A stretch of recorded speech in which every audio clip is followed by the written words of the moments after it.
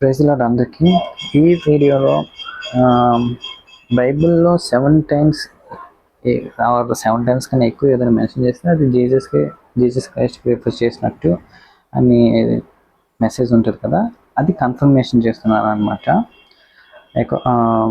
Referring to my reference వచ్చేసి Genesis chapter 8 ఆధారంగా తీసుకొని బైబిల్లో ఏదైనా 7 సార్లు ఎక్కువ మెన్షన్ చేస్తుంటే అది జీసస్ క్రైస్ట్కి రిఫరింగ్ అనేది ఈ వీడియోలో షేర్ చేస్తున్నాను.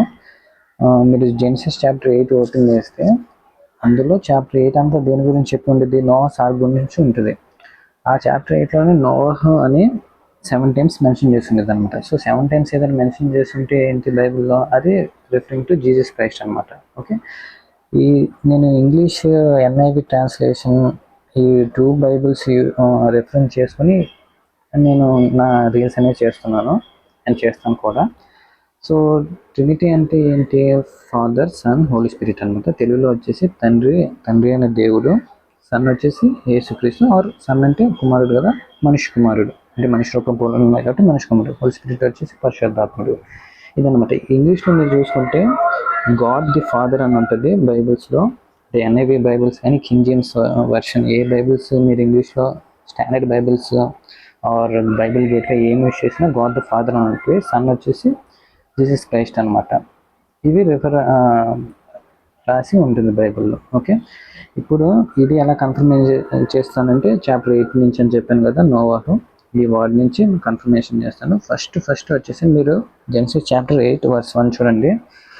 బట్ గాడ్ రిమెంబర్డ్ నోవాహ్ అని ఉంటుంది.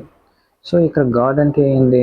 గాడ్ అంటే ది ఫాదర్. సో తండ్రి అయిన దేవుడు రిమెంబర్ అంటే తలుచుకున్నాడు అనుకోండి. నోవాహ్ని తలుచుకున్నాడు. నోవాహ్ అంటే 7 టైమ్స్ మెన్షన్ చేస్తుంది కాబట్టి జీసస్ క్రైస్ట్ అని చెప్పాను కదా, అది కన్ఫర్మేషన్ వచ్చేసి నోవాహ్ని తలుచుకున్నాడు. ఎవరు? తండ్రి అయిన దేవుడు నోవాహ్ 7 టైమ్స్ తలుచుకున్నాడు కాబట్టి జీసస్ క్రైస్ట్. సో తండ్రి అయిన దేవుడు తన కుమారుణ్ణి తలుచుకున్నాడు. ఎవరు?